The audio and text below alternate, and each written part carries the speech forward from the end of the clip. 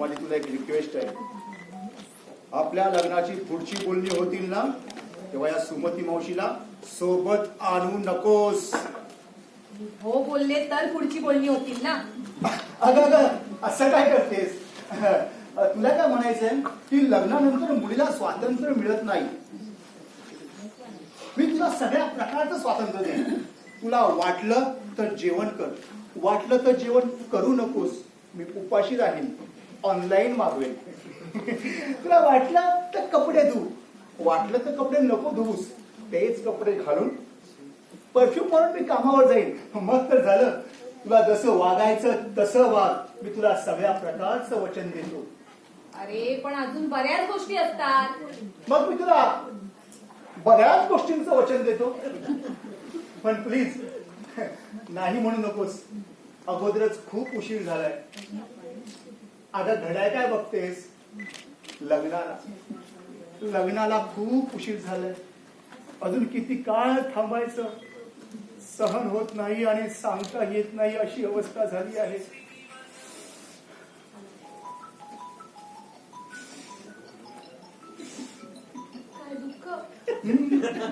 पुरुषाच्या एकटेपणाचं दुःख.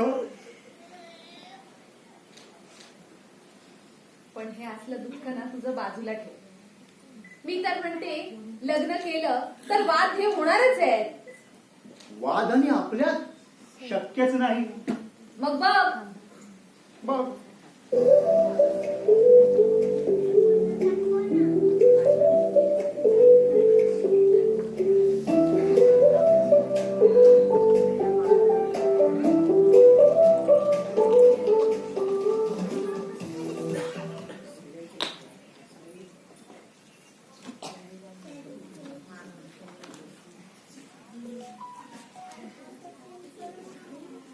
साडेआठ वाजले.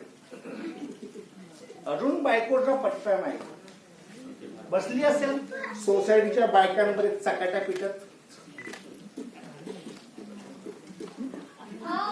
बोला मिसेस चिटणीस. हो हो अहो असं कसं विसरेन मी. जायचंय ना मोहऱ्यांच्या घरी किट्टी पार्टीला जायचंय. हो पण एक सांगू का, मला ना त्या मोऱ्यांच्या घरी किट्टी पार्टीला जावंसच वाटत नाही. तिथे काय असणार आहे? ते गार झालेले बटाटे वडे आणि समोसे, नाहीतर काय. बरं चला, माझे मिस्टर आलेत. मी बोलते हा नंतर.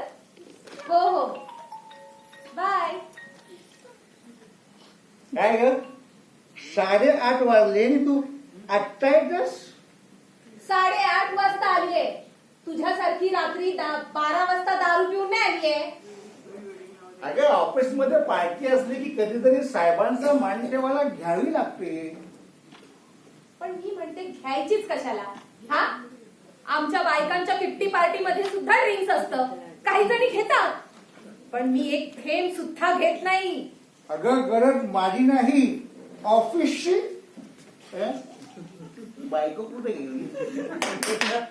इकडे. गरज ऑफिसची आहे. आमची ब्रिटिश कंपनी, त्यांच्या रिवाजाप्रमाणे वागावं लागतं. नाही घेतलं तर ते अपमान समजतात. अपमान समजतात म्हणून रात्री 12 वाजता दारू पिऊन यायचं. अरे रात्री 12 वाजता येणं हे आजकाल नॉर्मल आहे. पण तुला आनंद वाटला पाहिजे. तुझा नवरा दारू पितो पण सरळ घरी येतो. दिसलं किती सरळ घरी येतो ते. आम्हा नवऱ्यांना त्रास झाला की तुम्हाला बायकांना खूप आनंद होतो. पण ऑफिसमध्ये आम्ही काय भोग भोगतोय याची काही कल्पना. काय रे, काय असे भोग भोगावे लागतात तुला? मागे माझ्या साहेबांचा, इंग्लंडच्या साहेबाचा फोन आला होता. रात्री 2 वाजता आला होता. अगं पण ऑफिसच्या कामासाठी केलं होतं ना, तेव्हा त्याच्याशी नीट बोलायचं सोडून तू काय म्हणालीस? नवरा मसनात गेला आणि फोन कट केलास. तू बेवडा आणि तुझा तो साहेबही बेवडा. अरे रात्री 2 वाजता फोन करतो, त्याला काही मॅनर्स वगैरे आहेत की नाही? अगं आपल्याकडे रात्र असते तर तिकडे दिवस असतो ना. आणि तुला मॅनर्स कळतात तर नवरा मसनात गेला याचा अर्थ नाही का? हो रे, मशनात गेला म्हणजे नेमकं कुठे जातो? अगं बिंडोक बाई, नवरा मसनात गेला म्हणजे त्याला तेडीवर ठेवला, त्याला पोचवला, त्याला जाळला, कवटी फुटली ठो. अरे मग त्यात काय झालं? त्यात काय झालं असं मला विचारलंस? तिकडे तर मला साहेबाला वाटलं की इकडे मी खपलो आणि कंपनीला अर्धा दिवस सुट्टी दिली, माझ्या नावाने शोक सभा घेतली. खरी वानगड पुढे. दुसऱ्या दिवशी ऑफिसच्या कामानिमित्त मी त्याला फोन केला तेव्हा तिकडे रात्रीचे 2 वाजले होते, पण माझा आवाज ऐकून साहेबाचे 12 वाजले. त्याची जाग घेऊन बसली. साहेब घाबरला, पकडून लागला. ज्या दिवस बेशुद्ध शुद्धीवरती आला तरी पण मशात मशात मशात मशात घोष घोष असं करत होता. पुढे या प्रकरणाची कंपनीमध्ये चौकशी लागली. मग कायची इन्क्वायरी, स्पष्टीकरण, कोणाकोणी माफीनामे, सारा नाटा नवाला माझा. आणि यावरती पुढे महिनाभर सगळ्या ऑफिसचा स्टाफ पाठवून हसत होता. अरे पण मी मराठीत बोललेले तुझ्या साहेबाला कसं कळलं? स्वातंत्र्यापूर्वी आपल्यावर त्यांचंच राज्य होतं ना. साहेबांचे पूर्वज 100 वर्ष रत्नागिरीच्या खेर भागात राहायचे, तेव्हा शिकलेलं मराठी अजूनही कळतं त्यांच्या घराण्यात थोडंफार. अरे पण चौकशी करायची नाही का? म्हणजे नसतं झाला गोंधळ. पण तुला नीट बोलायला काय झालं?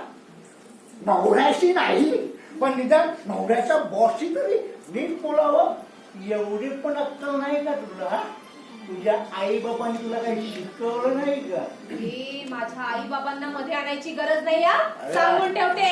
रांगार, मी त्यांचा अपमान अजिबात सहन करणार नाही. अरे करणार. तू काय करणार? तू राग येऊन माहेर जाणार ना? अरे जा फोट, मला तुझी गरज नाही.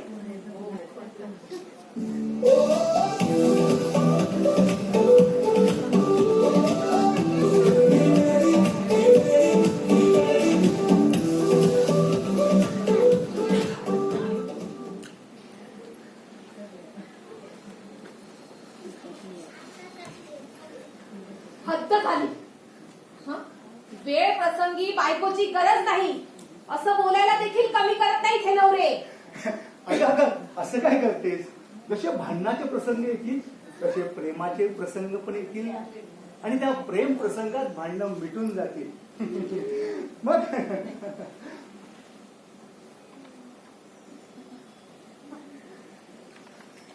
काय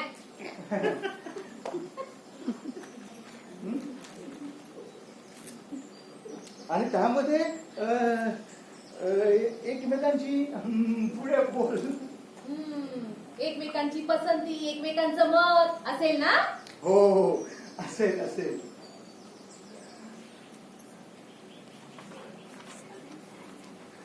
नवरा बायकोंच्या भांडणाचं मूळ कारण माहितीये काय असतं? काय? मुळात त्यांचं एकमत न होणं. हा कळलं? त्यामुळे जर एकमत होत नसेल तर काय समजायचं? काय समजायचं? मतभेद. हो, तर नवरा बायकोंच्या भांडणाचं मूळ कारण असतं मतभेद, एकमत न होणं. हो हो हो, पण आपल्यात मतभेद हे होणारच नाही. जे तुझं मत तेच माझं मत, आपल्या दोघांचं एक मत. अरे पण आपल्या दोघांचं एक मत झालं तर धोकादायक नाहीये का? ते कसं बुवा?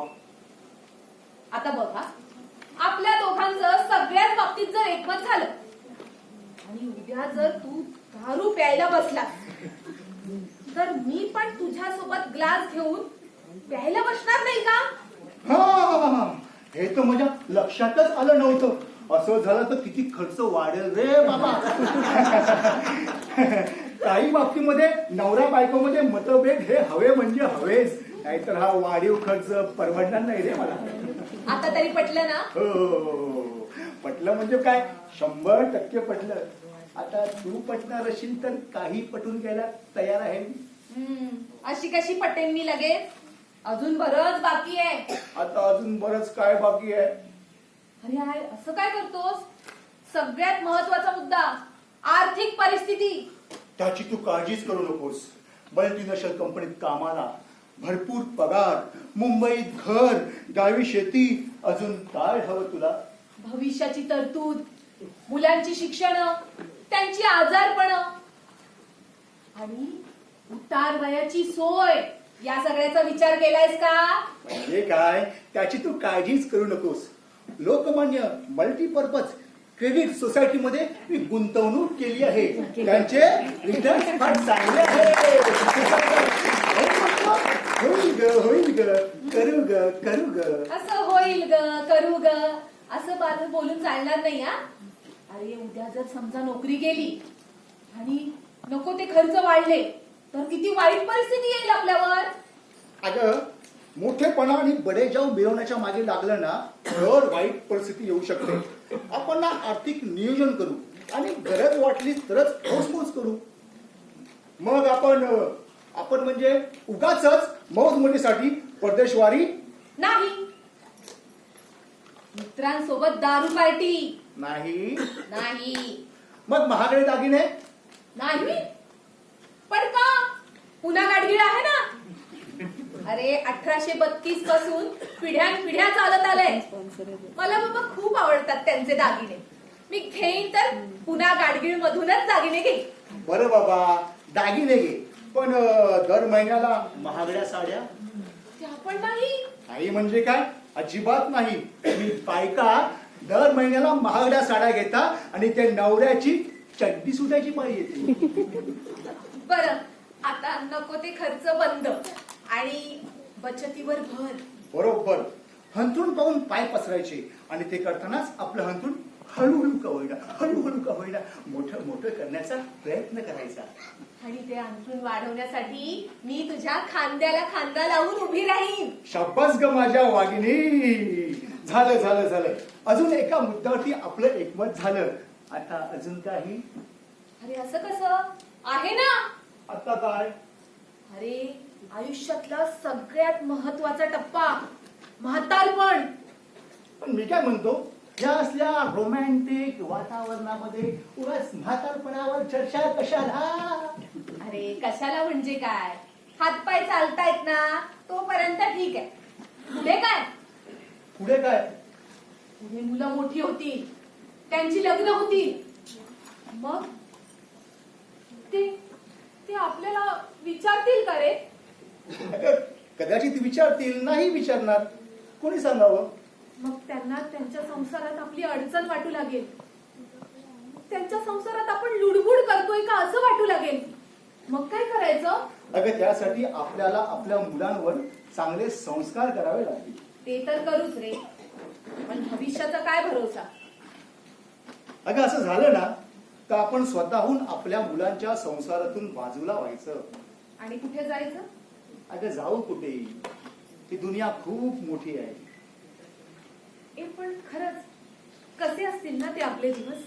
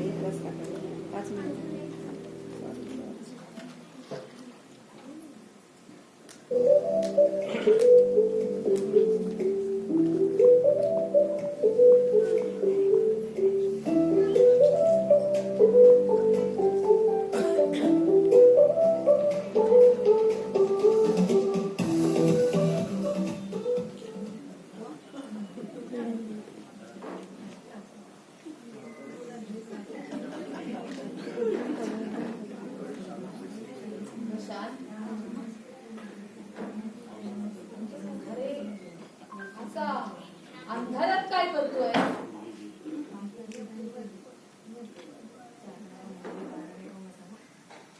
अगं, हा अंधारच आता बरा वाटतो. उलट या प्रकाशाची भीती वाटते. अरे पण का? ह्या प्रकाशाच्या पटलावर आपल्याला नको असलेल्या आठवणींच्या सावल्या आपल्या अवतीभोवती नाचताना दिसतात. ह्या सावल्यांच्या गराड्यात आपला एकटेपणा ठळकपणे जाणवतो, टोचतो. आणि अंधारात एकटेपणाची जाणीवच होत नाही ग. काहीच दिसेल असं होतं ना.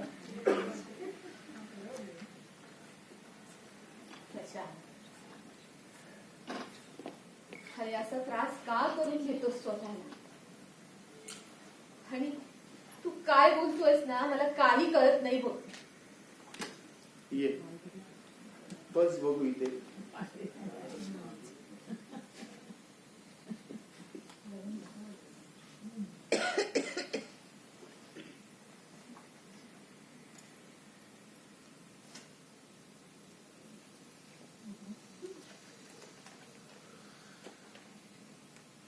हे काय?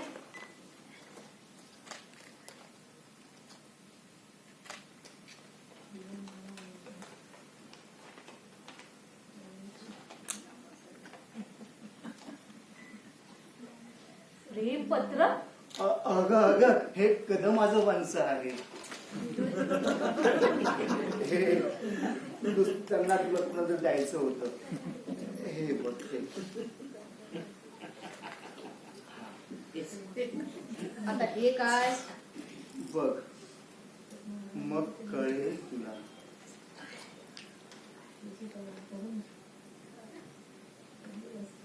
संध्या छाया वृद्धाश्रम. अरे पण कशासाठी? आता आयुष्याचा काय भरोसा. असं अभद्र बोलू नकोस. आमच्या ऑफिस मधला वंशी आठवतो का? त्याचं काय? गेला. काही कारण नसताना चालता बोलता असा गेल्या महिन्यात गेला. फारच वाईट झालं बघ. वाईट त्याचं नाही झालं. तो सुटला बिचारा. वाईट त्याच्या बायकोचं झालं. म्हणजे नवरा गेला, मुलं परदेशी, कुणी नातेवाईक सोबत नाही, एकटी पडली बिचारी. अरे पण त्याचा आणि या फॉर्मचा काय संबंध? अगं उद्या अचानक मला काही झालं तर? तुला शपथ आहे ना असं काही बोलू नकोस. अरे, तू शांत बस बघू. आपण शांत बसू ग. पण हा काळ तो शांत बसेल का? तो केव्हा ना केव्हा आपलं काम हे करणारच. म्हणून हा फॉर्म. नवऱ्याच्या मागे एकटं पडलेल्या विधवांना चांगलं सांभाळतात. आता उद्या अचानक मला काही झालं तर मला हे समाधान असेल की माझ्या मागे निदान तू तरी सुरक्षित आहेस. आपल्याला 2 मुलं असताना आपल्यावर ही वेळ यावी. नको त्यांच्या आठवणी. कितीही नाही म्हटलं तरी आठवणी त्या येतातच.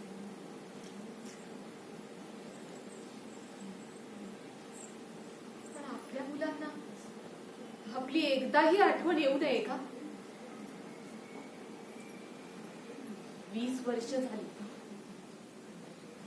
आपली मनू जर्मनीला जाऊन. गेली ती गेलीच, परत आलीच नाही रे. पंख फुटल्यावर जशी पाखरं आकाशात झेप घेतात ना, आणि पुन्हा परतण्याची त्यांना ओढच राहत नाही, तशी आपली मुलं गेली. आता शांत हो. तुला धाप लागते, तुला त्रास होतो. म्हणून सांगतो नको त्या आठवणी. पण तू तुझ्या आठवणींचे कड लपवण्यासाठी अंधारात बसून राहतोस. तुला काय वाटलं मला कळत नाही का? अगं पण माझ्यामुळे तुला त्रास होतो ना ग. तुझ्यामुळे नाही हे, आपल्या मुलांमुळे.